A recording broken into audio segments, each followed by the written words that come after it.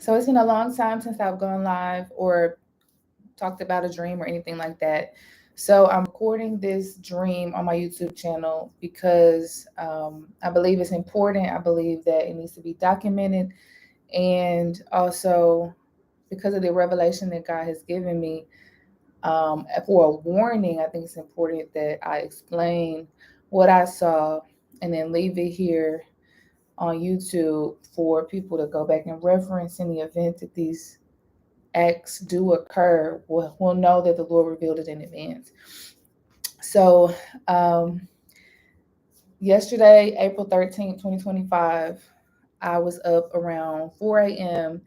and I've been up and down being pregnant throughout the night. I really haven't gotten into deep sleep, which means I really haven't dreamed that much in the last few months. But I remember being up at 4 a.m. I don't know exactly what time it was because I didn't look at my phone, but it felt like the middle of the night. And I sat in the bed and I just had this random thought. I said, Lord, what is on your mind this morning? Like, we might be the only people up in the middle of the night. So what are you thinking about? What's on your heart? What's on your mind? What concerns you this morning? What are you thinking about? And that was the last thought I had before I went back to sleep. And then I ended up having a dream, a very vivid dream. And so in this dream, I was looking out into the sky and I saw this gas that was being released into the air.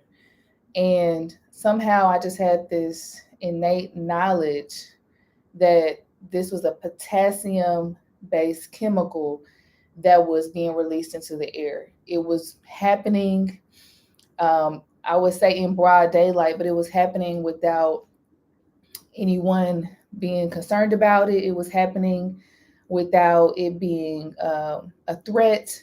So I knew that this chemical was not a harmful chemical yet. It was something that would seem um, approvable or okay.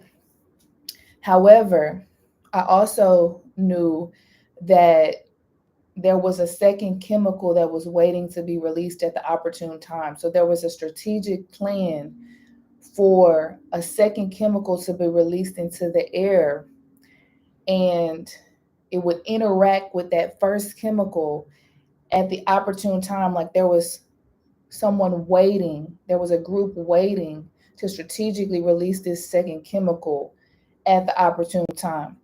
So the first one is just like this chemical that maybe is regularly being released into the atmosphere.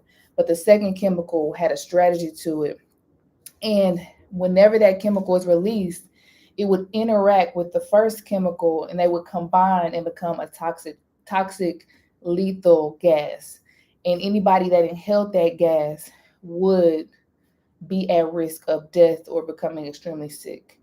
And I just had this information just looking out into the sky. I could see what was going to happen. And then I saw a red flag that was made of cloth. So it was like almost like a still photo in front of my face that was just sitting there for a long period of time.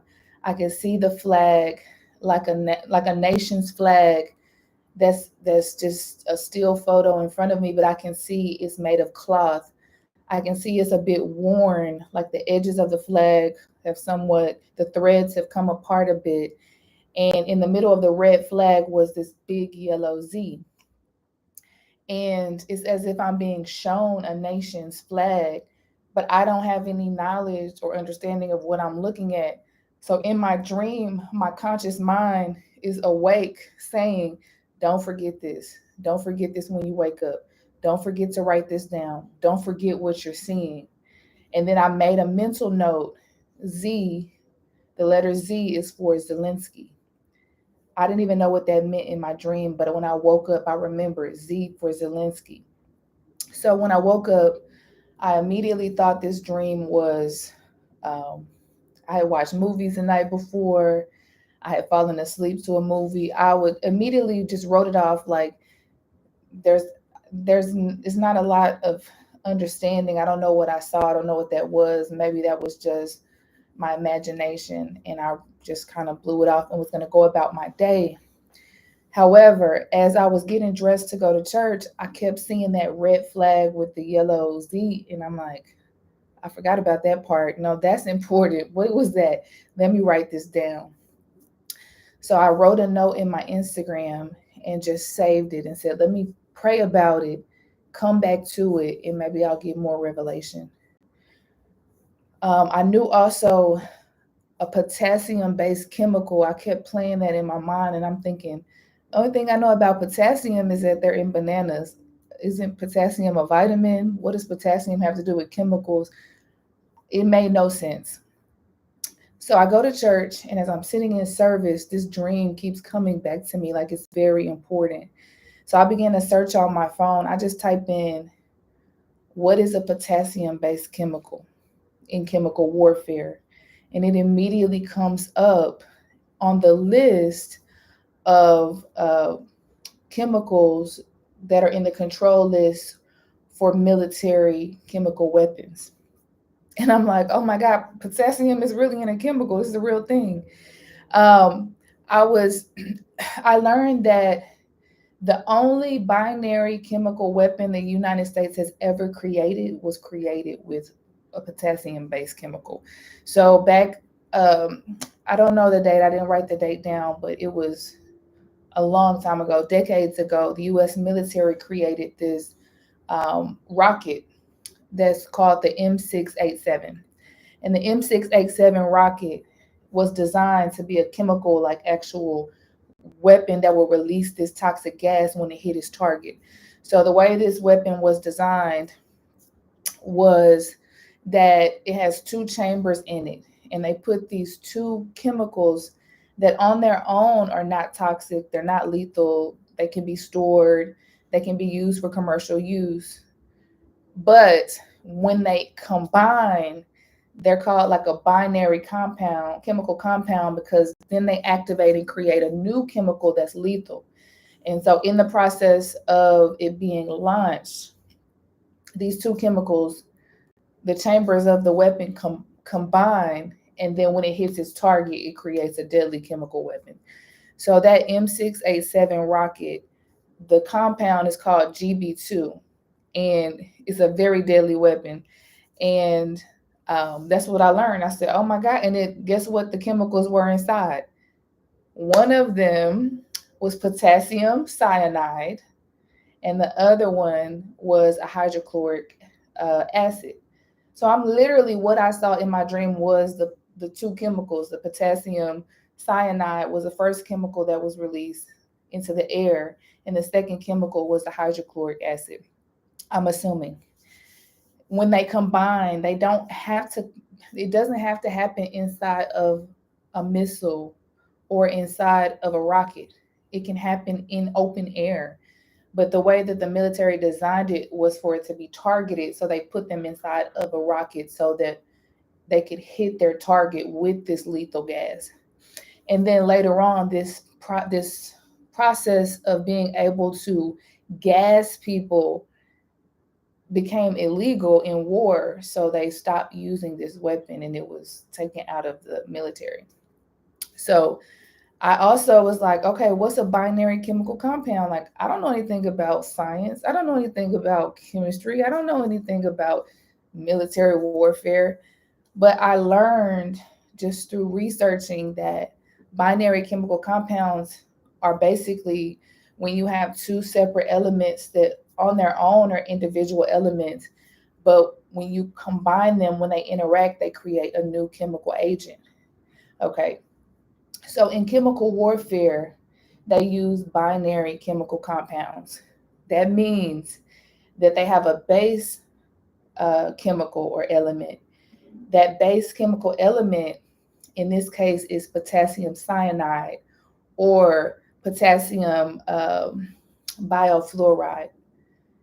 That is, on its own, is not a direct weapon. It wouldn't hurt anybody if you breathed it in. Like in my dream, I saw this chemical being released. It's actually used in commercial uses as a pesticide that they spray over fields, that they spray like an insecticide that they spray, is actually commercially used for that purpose. And it's not toxic apparently it's not toxic on its own. However, it's called a precursor chemical. It's the first chemical. But then the second chemical that's added to it to make it a chemical warfare substance, that one is the hydrochloric acid. When they interact and there's heat or there's water that causes the gas to expand, it is such a corrosive substance that if you breathe it in within 1 to 10 minutes, you will die if you are exposed to it. So it is very toxic, very deadly, and very illegal to use these substances in the air. And basically, what I believe that I was shown was that, well, I'll just give you a little bit more background. This potassium cyanide was discovered in 1938 by German scientists who were a part of Nazi Germany. I don't know if you remember Hitler, Nazis, Germany. Well, they were trying to create a pesticide.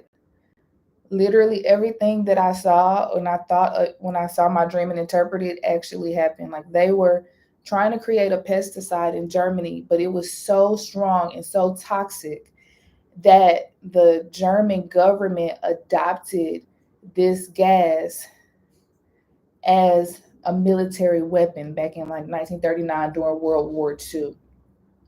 So unfortunately, they didn't actually deploy the gas because it was so deadly. It could have killed like whole cities of people at a time. So Hitler decided not to use the gas, so they say, even though they had it in their arsenal of weapons.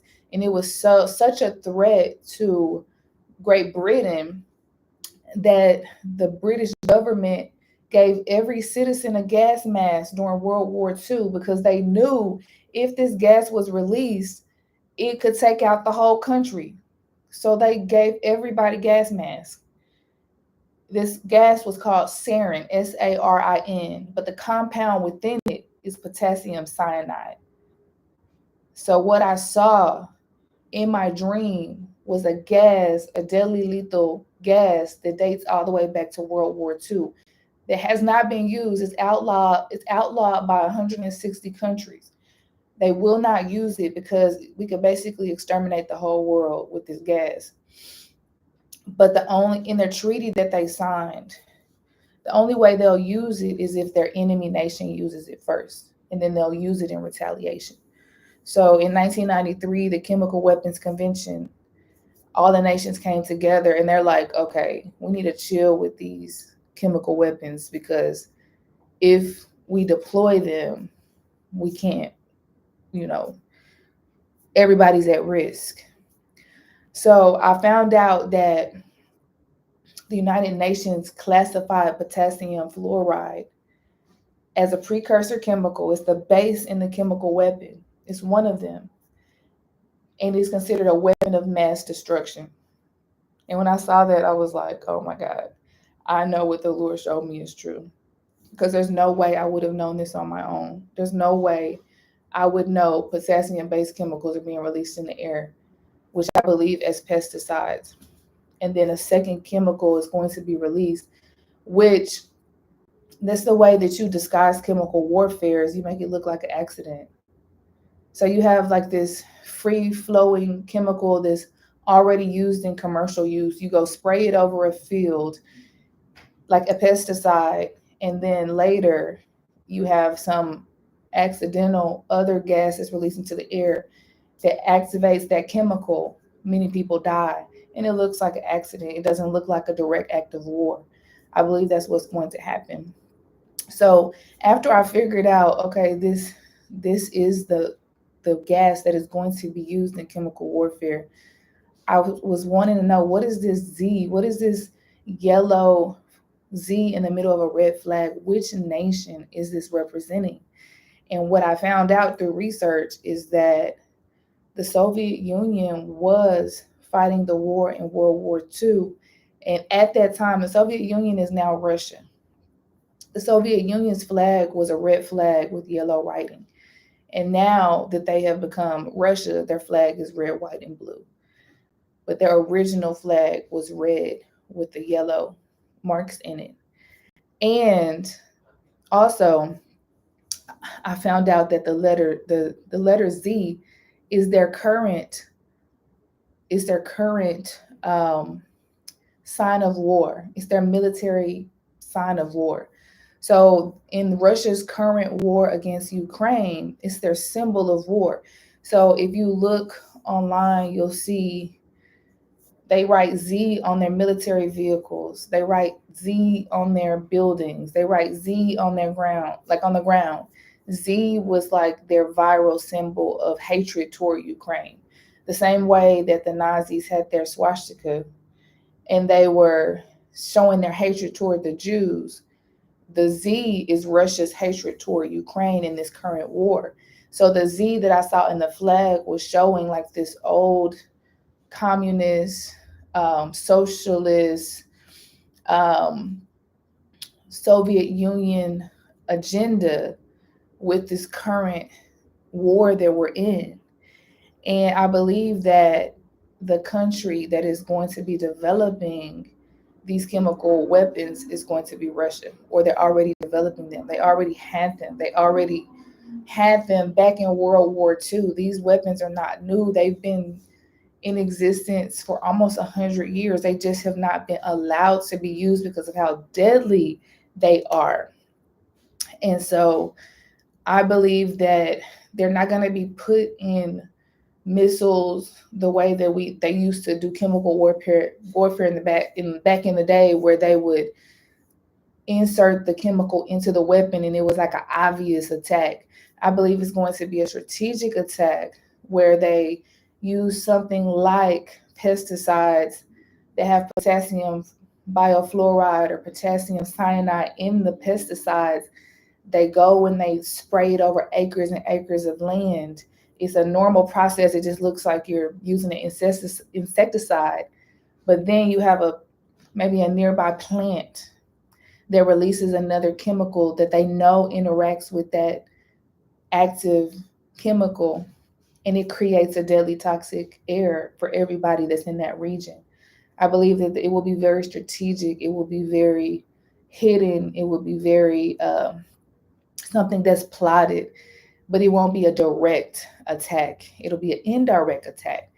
And so I just literally put my theory into um, Google Gemini just to determine, like, what would AI say if I asked the question, can you use a potassium-based chemical to create chemical warfare? Y'all, AI's response was basically, don't ask me this question. This is illegal. I really shouldn't be answering this question for you. You need to be careful. Like that was what the AI said. We really can't discuss chemical warfare because this topic is highly regulated, highly illegal. But I'm going to give you some information, but don't use it. That's basically what Google Gemini said. I'm going to tell you what it said. It said, pesticides, by their nature, are chemically active substances. Therefore, they can, in theory, react with other chemicals that are present in the air. These reactions could be influenced by temperature, humidity, or other catalysts in the air. Potassium-based pesticides, like any other chemical compound, could participate in such reactions in the air.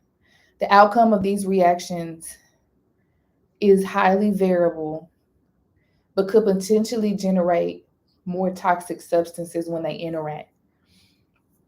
It says certain potassium salts can react with acids to produce potentially harmful gases. Oxidizing agents sometimes present in pesticide formulations could react with organic compounds in the air, potentially creating toxic byproducts. It says the likelihood of a significant chemical warfare-like reaction depends heavily on the concentration of the involved substances. Typical pesticide application rates are generally low, minimizing this risk. However, in contrast, chemical warfare agents are designed to be highly concentrated and dispersed effectively. So it just depends on the quantity of the pesticide you have. You would have to have enough of it to really do its job. It says pesticide use is heavily regulated and strict guidelines exist to minimize these risks. And chemical warfare is strictly prohibited by international law. So it says basically in summary, potassium based pesticides could interact with other airborne chemicals, and a chemical warfare like scenario is low risk under normal circumstances. However, the potential for such interactions underscore the importance of environmental monitoring, careful pesticide application, and strict adherence to chemical safety protocols. So basically, my theory is like, yes, it is possible. These are chemically active substances that are being sprayed. Once you spray them, they're still active in the air. If they interact with the second binary product, it could, in theory, create a chemical warfare situation.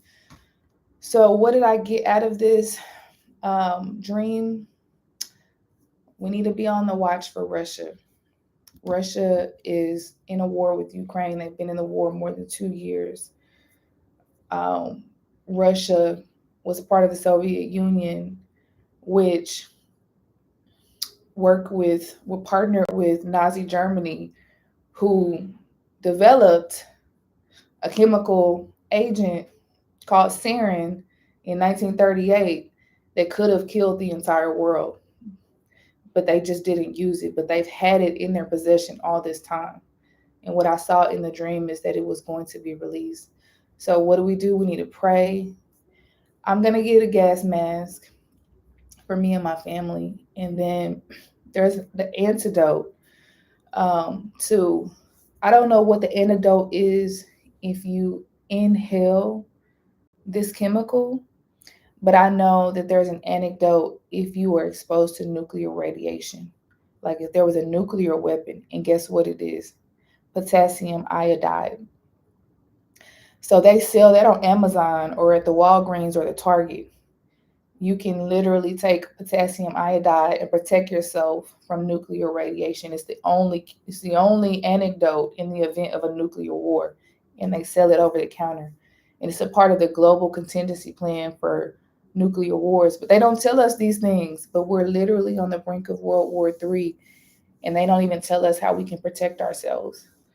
I don't know what the anecdote is if you breathe in sarin or a chemical compound. I think prevention is really the best thing. If we were ever in a situation where there's toxic air, we just have to not breathe it in. So, anyway, I'm going to pray. Father, I just pray that you will protect us in the United States from chemical warfare. I pray that you will protect everybody watching, give us wisdom and not fear. Give us understanding. You said, Lord, in Psalms 25, the Lord confides in those who fear him. He makes his covenant known to them. My eyes are ever on the Lord, for only he will release my feet from the snare. Lord, I thank you that you have revealed this mystery and that we will not be caught off guard. We will know what is to come. We will know what may come, and that we will be protected in advance. I pray for every family, every life. I pray for Ukraine. I pray for the nations of the world that they will have wisdom as leaders to not continue to um, instigate these wars that could lead to mass death and mass destruction. But I pray against every weapon of mass destruction, that by your grace and your mercy,